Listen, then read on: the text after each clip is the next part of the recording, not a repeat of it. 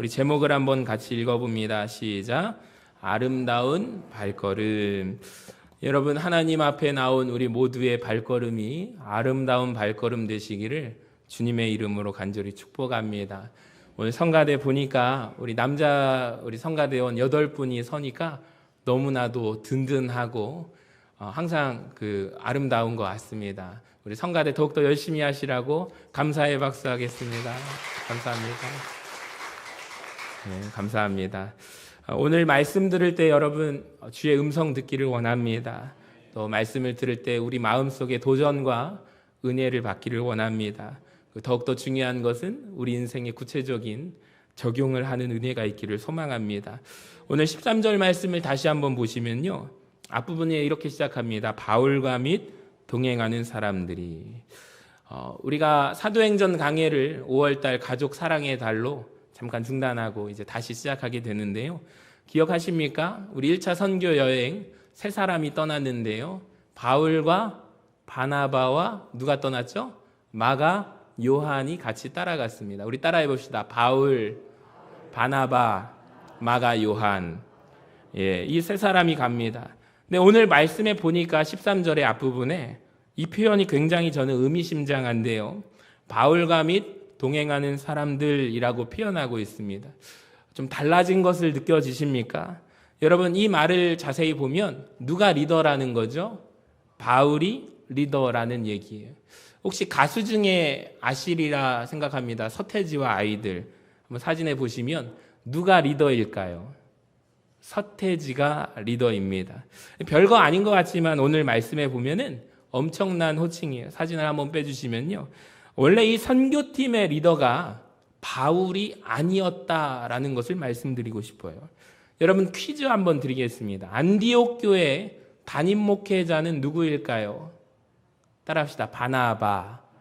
바나바입니다. 사도행전 11장 22절을 보시면 예루살렘 교회가 이 사람들의 소문을 듣고 누구를 안디옥까지 보내요?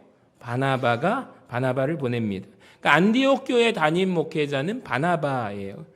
자, 그리고 바나바가 사울을 교역자로, 동역자로 초대한 게요. 자, 25절을 보시면 바나바가 사울을 찾으러 다소에 가서 데리고 온 거죠. 그래서 바나바와 바울이 함께 동역하는 사역을 하게 된 것이죠. 여러분, 그래서 지금까지 사도행전을 우리가 쭉 강해를 하면서 우리가 읽어왔는데, 두 사람의 이름이 언급되는 곳곳마다 예 없이 누구 먼저 이름이 나오는가? 바나바의 이름이 앞에 나왔어요.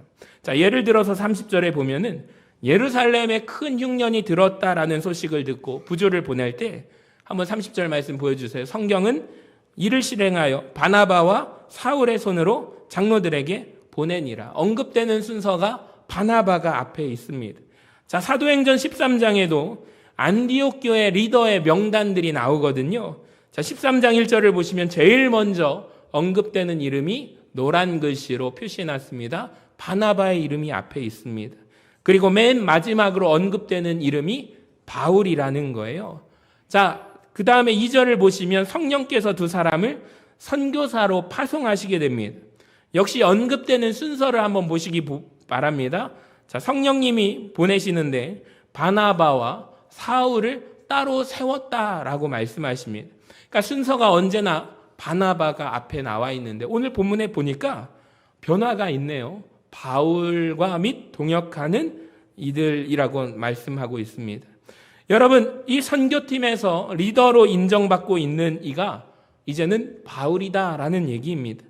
단지 호칭의 변화만 일어난 것이 아닙니다. 성경을 보시면 이제부터 앞으로 사역을 주도하는 이는요, 바나바 중심이 아닌 바울 중심이라는 것을 우리는 알 수가 있습니다.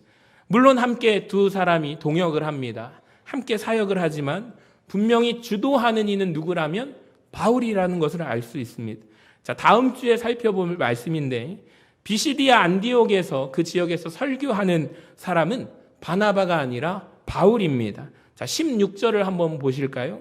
바울이 일어나 손짓하여 말하되. 자, 그러면서 긴 설교를 바나바가 아니라 바울이 시작하게 됩니다.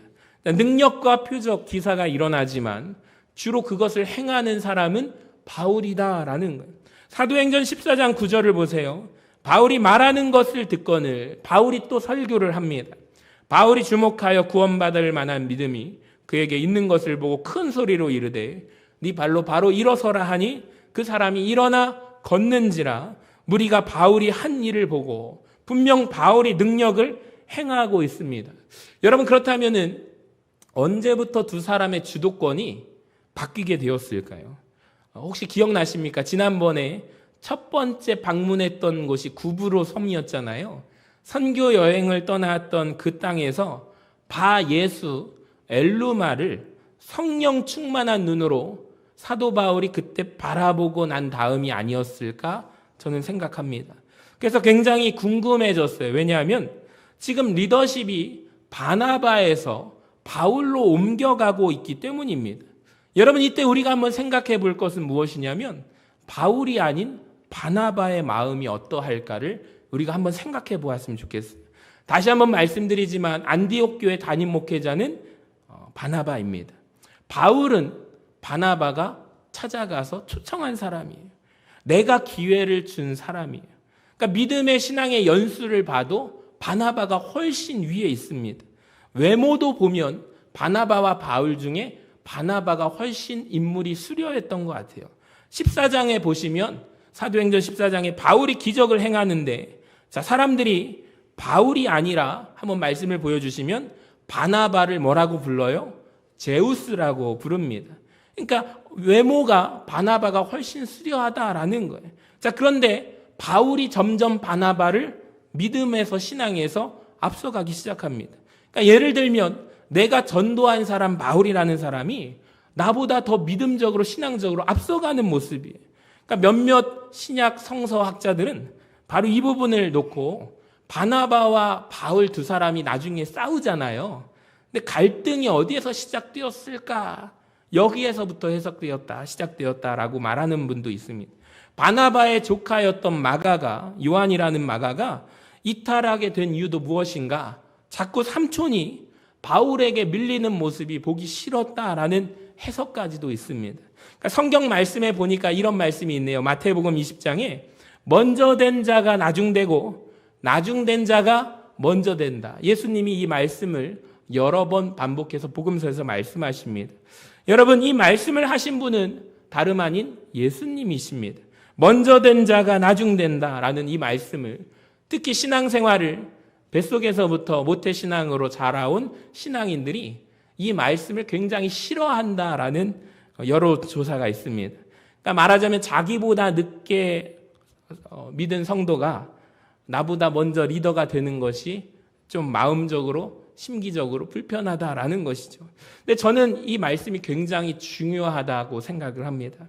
여러분, 이 진리의 말씀 앞에서 저와 여러분은요, 긴장하고 소망해야 될 줄로 믿습니다.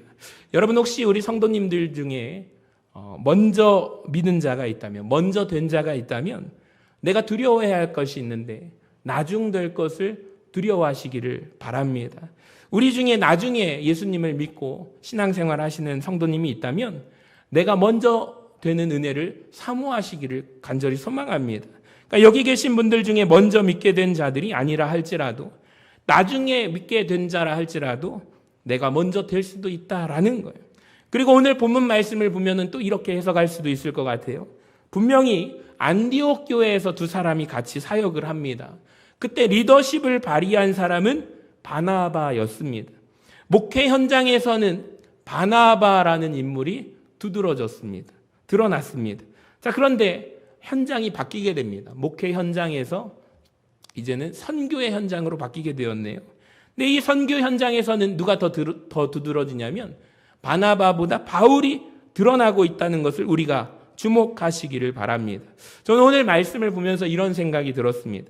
여러분, 우리가 받은 은사들이 각자가 모두가 다른데 내가 받은 은사 가운데 탁월하게 발휘될 수 있는 현장은 다를 수도 있다라는 것을 인정하십니까?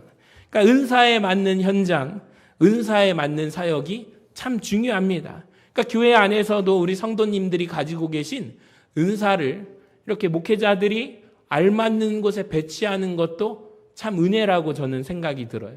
근데 이 모든 일을 누가 하시는가? 여러분 우리가 누가 하시는가? 이걸 생각해 보아야 합니다. 만약에 이런 질문을 한번 해봅시다. 만약에 여러분 사도 바울이요 선교 여행을 떠나지 않았더라면 바나바 목사님을 도와서 이 안디옥 교회에 남아서 같이 함께 동역하고 사역했다면 바나바를 돕는 자로 남아 있었다면 어떻게 되었을까요?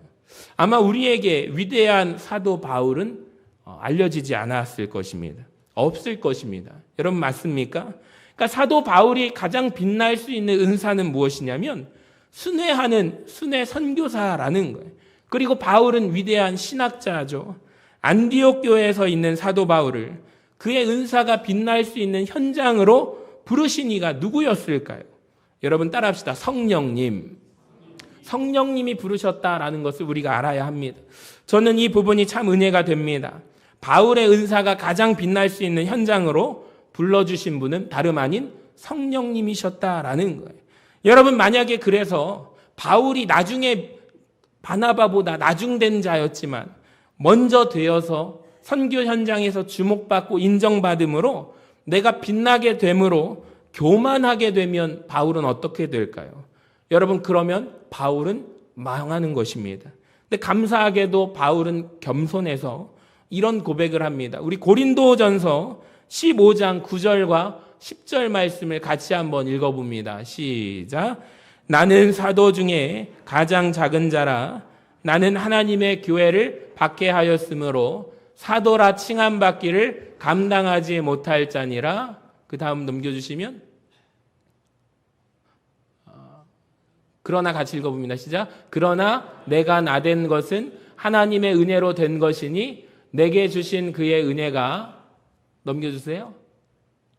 같이 읽어봅니다. 시작. 헛되지 아니하며 내가 모든 사도보다 더 많이 수고하였으나 내가 한 것이 아니요 오직 나와 함께 하신 하나님의 은혜로다. 아멘. 여러분 이 고백이 우리 모두의 고백이 되기를 간절히 소망합니다. 나의 나된 것은 하나님의 은혜인 줄로 믿습니다. 자, 또 13절을 한번 보세요.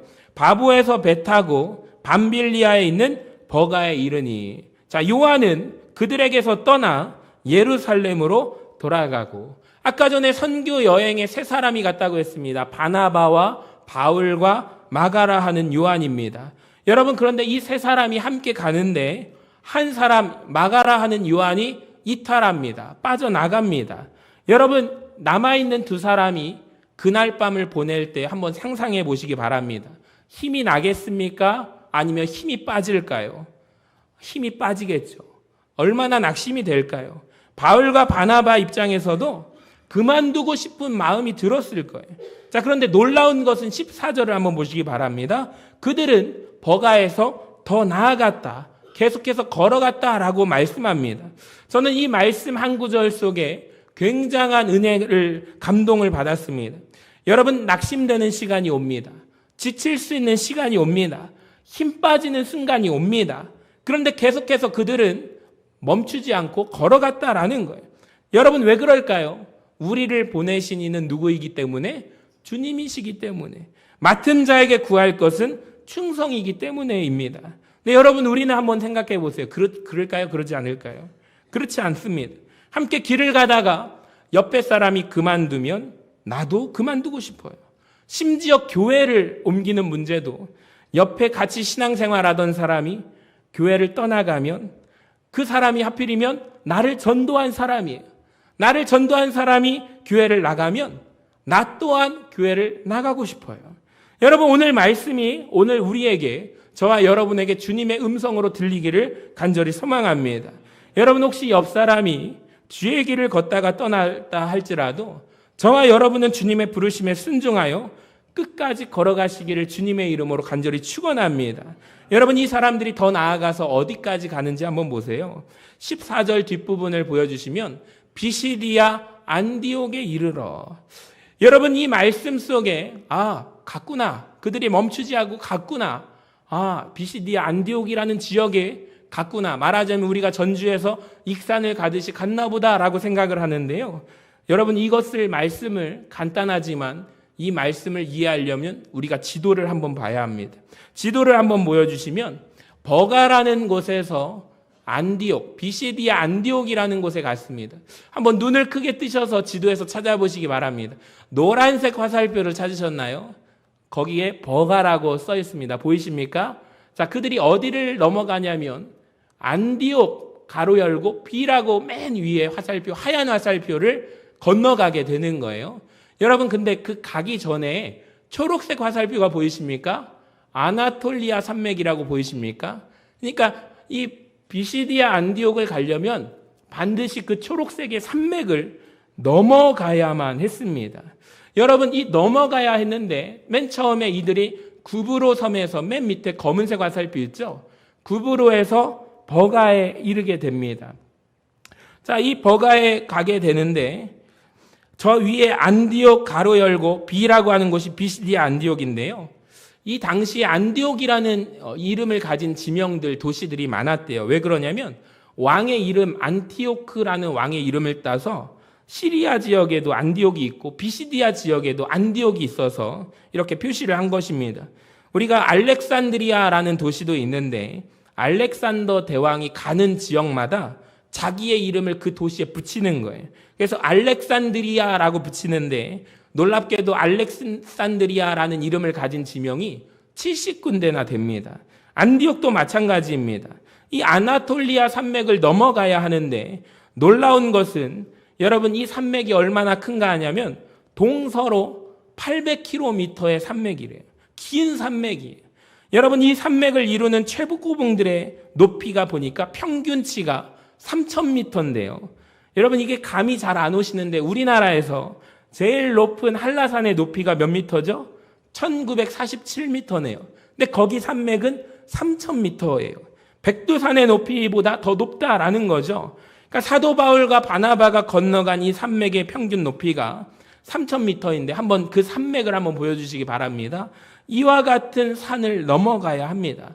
그래서 어떤 성경학자들은 이런 가정을 세웠어요. 버가에서 마가 요한이 이탈한 이유가 무엇이냐. 저 산을 바라보면서 우리가 저 산을 넘어가자라고 했을 때 제정신입니까? 저걸 넘는다고요? 그래서 짐을 싸서 떠났다라는 이야기도 있습니다. 그건 진짜인지 아무도 모릅니다. 근데 오늘날 감사하게 여러분, 이 산맥을 넘은 영상으로 길을 확인할 수가 있는데요. C채널에서 성지를 가다라는 프로그램에서 어떤 목사님이 갔다 오셔서 버가에서 비시디아 안디옥으로 가는 길 영상을 한번 1분 정도 한번 보도록 하겠습니다. 복음을 들고 저곳이? 이렇게 로마가 깔아놓은 비시디아 안디옥으로 이어지는 길을 따라 복음을 전하며 이동을 했습니다. 그 고대에는 로마가 빠른 그 식민지까지에 도달하는 이 길을 위해서 이거 보시죠. 이게 2000년대에서 많이 무너지긴 했지만은 이렇게 이 대리석들을 돌을 깔아서 이렇게 길을 만든 거예요. 그 시대 때 지금 만들어 놓은 길인가요? 네. 그 느낌. 우와. 그러니까 사도 바울이 이렇게 이 복음을 들고 이 길을 지나갔겠구나라는 이 생각을 하면 정말 아마 복음을 사모하고 정말 이 복음의 땅을 밟고 싶어하는 모든 목회자와 성도님들에게 꿈의 길이 아닌가 생각이 되고, 그다음에 이제 곳곳에 이제 로마 시대 때의 도시 흔적들을 볼 수 있고, 특히 이 지역이 산악지대인 만큼 굉장히 이 식물이 많다 그러고요. 바로 방금 보시는 것이 이제 막 밟을 직전에 있는 원형극장. 보시면서 우리가 영상으로도 이 길을 확인할 수 있어서 얼마나 감사한지 모릅니다.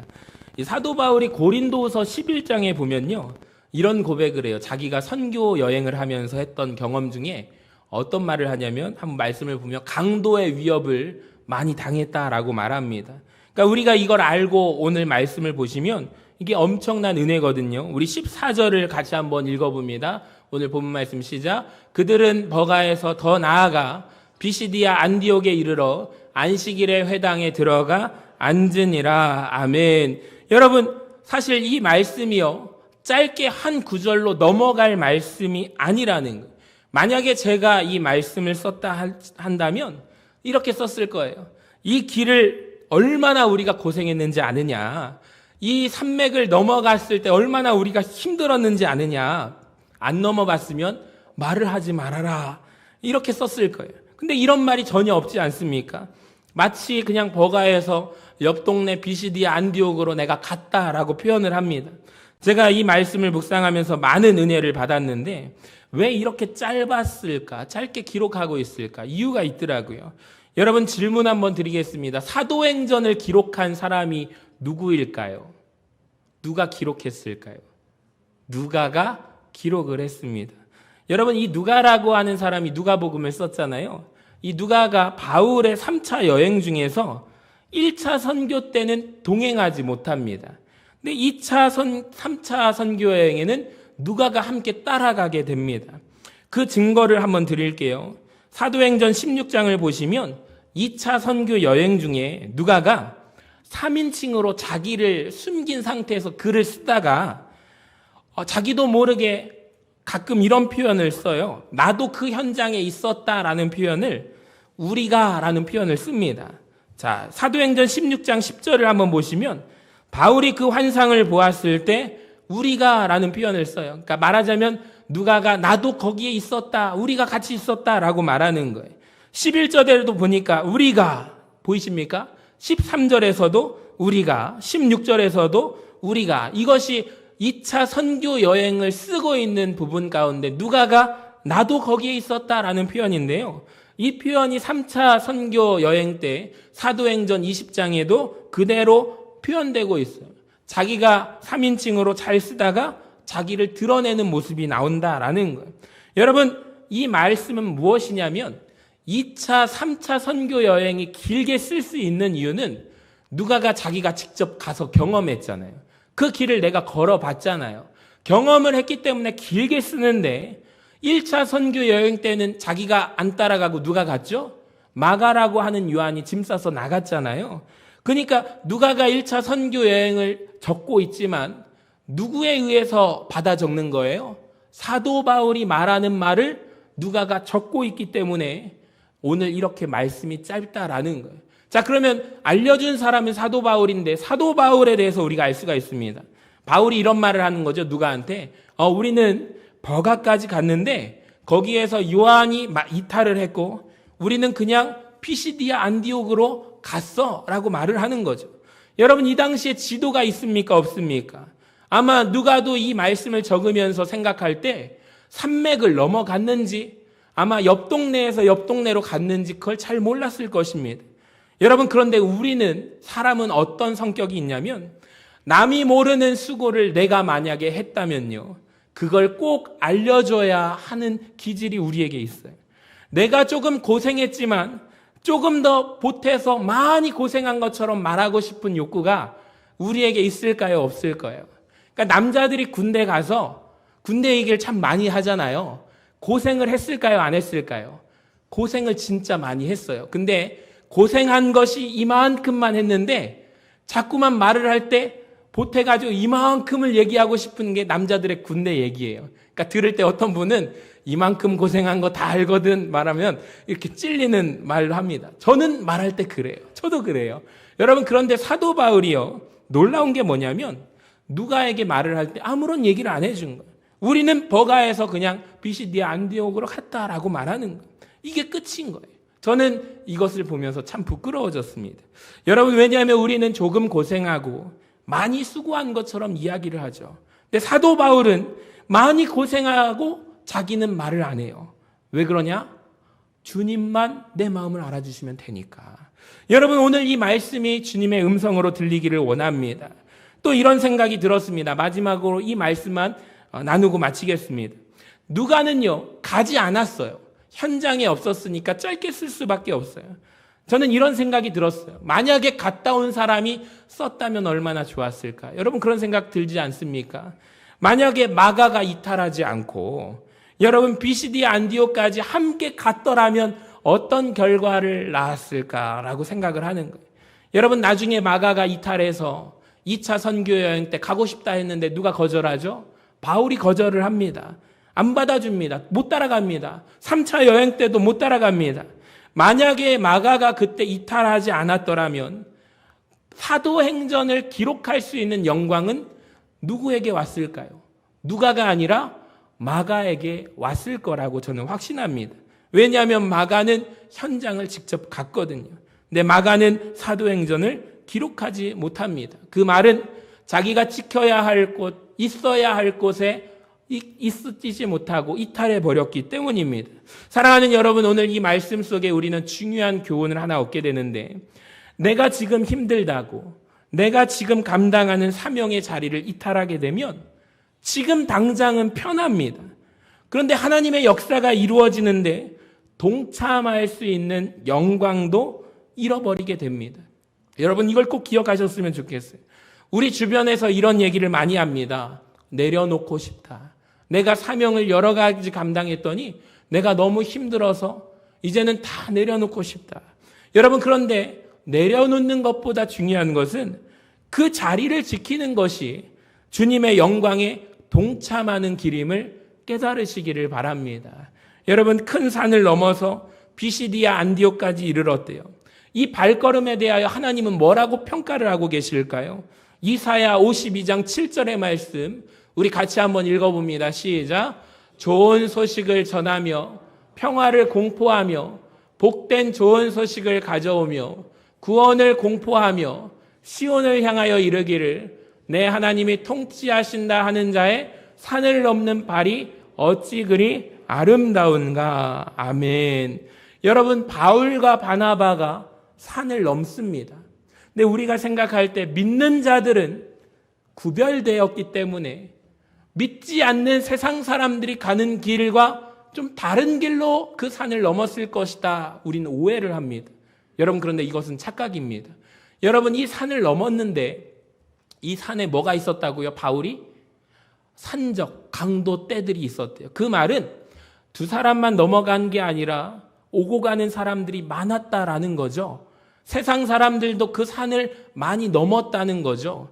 근데 하나님이 왜 이 산을 넘는 자들 바울과 바나바의 발걸음을 복되다고 말씀하셨을까요? 여러분, 왜 그랬을까요? 그들에게 뭐가 담겨져 있기 때문에? 복음을 들고 산을 넘어갔기 때문입니다.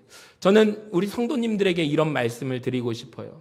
우리가 인생을 흔히 산을 넘는다고 표현을 합니다. 우리 청년들도 대학 입시를 넘어서 취업이라는 산을 넘어야 합니다. 인생에서 결혼이라는 산을 넘어야 되고요. 그러니까 인생은 어찌 보면 산을 넘는 거예요. 고개를 어려움의 때 시기를 넘는 거예요. 여러분, 그런데 넘을 때 하나님께서 산을 넘는 자들을 보시고 무엇이 복되다 하는가 우리는 기억할 수 있어야 합니다. 세상 사람들처럼 똑같이 산을 넘음으로 인하여 하나님이 그 발걸음이 복되다 칭찬하지 않습니다. 복음을 들고 산을 넘는 자들의 발걸음이 복되다라고 하셨습니다. 여러분, 그래서 우리는 세상 사람들이 넘는 이 발걸음과 무엇이 달라야 하는가 인생에서 적용했으면 좋겠습니다. 나의 결혼을 통하여 하나님께 영광이 돌려드리는 결혼이 되기를 주님의 이름으로 간절히 축복합니다. 내가 취업을 하고 직장을 잡는 것, 그 직장을 통하여 하나님께 영광을 올려드리기를 원합니다. 복음을 들고 인생의 산을 넘어갈 때 하나님이 그것을 보시고 여러분의 발걸음을 복되다 하실 줄로 믿습니다. 그것을 보시고 하나님은 아름답다 말씀하시는, 사랑하는 여러분, 비바람이 앞길을 막아도 어려움이 닥칠지라도 누군가는 이탈할지라도 이 길을 묵묵히 걸어가게 될 때 주님께서 칭찬하게 되실 줄로 믿습니다.